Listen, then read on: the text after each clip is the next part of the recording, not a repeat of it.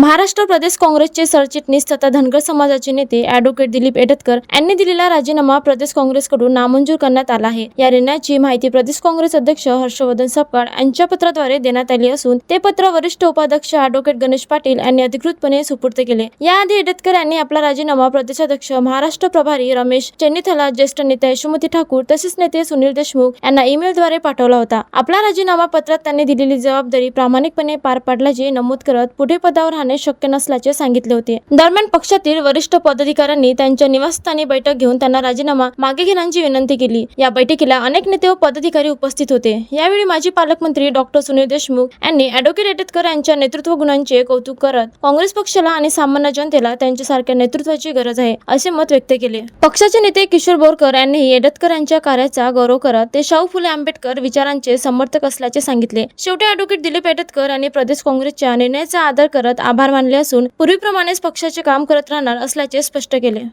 त्यांच्या व्यक्तिमत्वाबद्दल मला सांगायची गरज नाही। आम वैचारिक बैठक,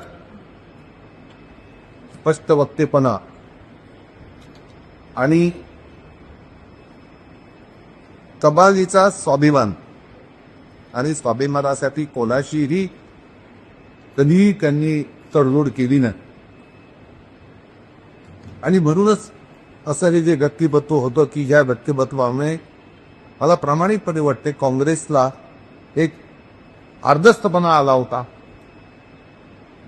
पण जसं मी सांगितलं की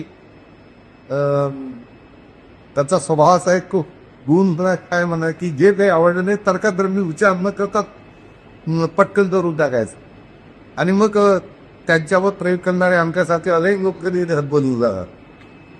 आणि दिलीप भाऊ एटतकर हे काँग्रेससाठी एक असेट आहे।